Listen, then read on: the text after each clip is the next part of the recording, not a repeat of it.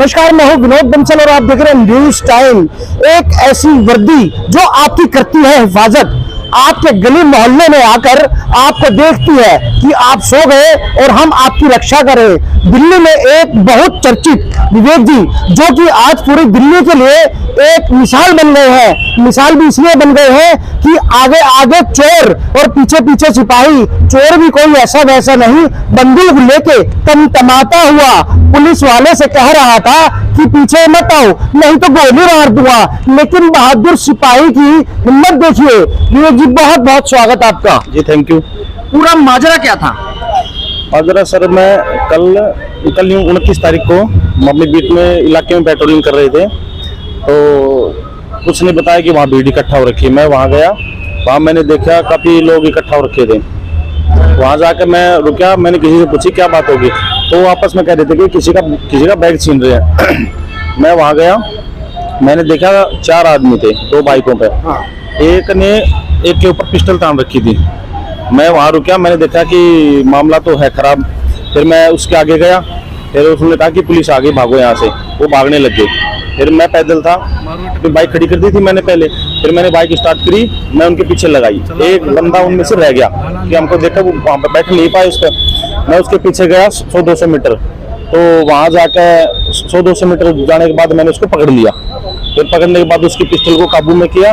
काबू में करने के बाद पब्लिक वालों की हेल्प से मैं उनको थाने में लेके आया।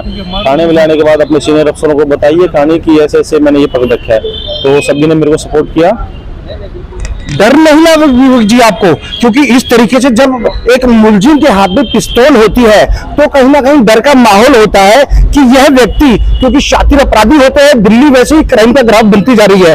बिल्कुल डर नहीं लगा आपको? तो किसी ने बताया कि इन्होंने एक बैग छीन लिया, उसमें पैसे थे। तो मैंने देखा कि इनको तो पकड़ना ही है, चाहे कुछ भी हो जाए। पहले मुझे नहीं पता था कि इनके पास क्या है। फिर वो एक मैंने उतर के देखा तो उसकी पिस्टल तान रखी थी। फिर मैंने उसका पीछे किया, फिर मैंने पकड़ा। पकड़ने के बाद किसी ने बताया कि इस बैग में 16 लाख पता नहीं से कुछ पैसे थे। तब मैंने उसको थाने में लाया, अपने सीनियर अफसरों को बताई। आखिर इस घोषित अपराधी के ऊपर पहले भी कितने संगीन इल्जाम लगे थे? आपकी हिम्मत को दाद देंगे, क्योंकि आज पूरा देश, पूरी दिल्ली के अंदर में विवेक जी एक हीरो बन चुके हैं, क्योंकि इन्होंने ऐसे मुलजिम को पकड़ा है जो कि हथियार लेकर रोड पे घूम रहा था, बकायदा धमका रहा था कि गोली मार दूंगा, पीछा नहीं करो। लेकिन इनकी हिम्मत को पूरा, हम कहेंगे पूरी दिल्ली के लोग इनके जज्बे को आज सलाम कर रही है। आपको बिल्कुल भी डर नहीं लगा? ना, उस टाइम सर वो डर तो दिमाग में नहीं था कि ये था कि इसको पकड़ना है। तो देखिए, डर नाम की चीज बिल्कुल भी नहीं है इनके चेहरे पर। आखिर दिल्ली पुलिस में ऐसे लोग आएंगे आगे तो क्राइम का ग्राफ मेरे ख्याल से बहुत कम हो जाएगा। आज विवेक जी को हम एक बार फिर से शुभकामनाएं कहना चाहेंगे। बहुत बहुत धन्यवाद आपका सर, क्योंकि आप जैसे ही पुलिस वाले हैं जिनकी वजह से लोग रात को अपने अपने घरों पर सो पाते हैं। मैं दिल्ली से न्यूज टाइम से विनोद बंसल।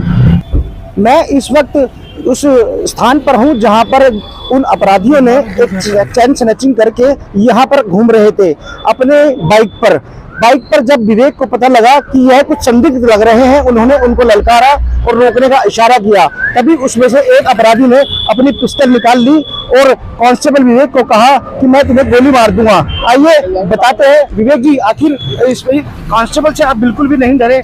कितनी बार आपने उनको ललकारा और कहा कि आप हमारे को आप घोषित कर लीजिए? मैं इस रास्ते से पेट्रोलिंग करते आ रहा था, यहाँ से कोई भीड़ इकट्ठा हो रखी थी।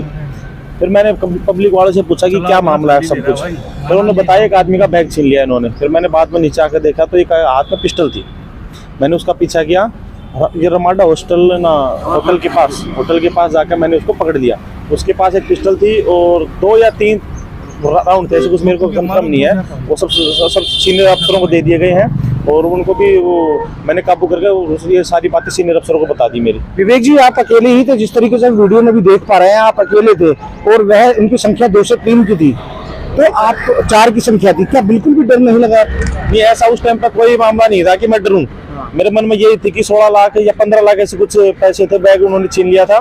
तो मन में यही था कि इनको पकड़ना है, कैसे भी कुछ हो जाए। क्योंकि मैं वर्दी में था, पब्लिक वाले भी देख रहे थे हमको कि अगर हम ही नहीं करेंगे तो कौन करेगा इनका काम, क्योंकि हम तो दिल्ली की सुरक्षा करते हैं, हम ही नहीं करेंगे तो कौन करेगा इनका काम।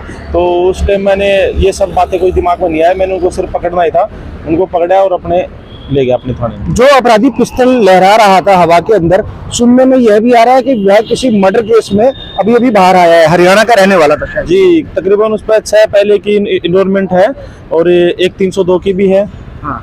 तो वो पहले मर्डर केस में बंद था, अभी वो छूट कर आया है अभी।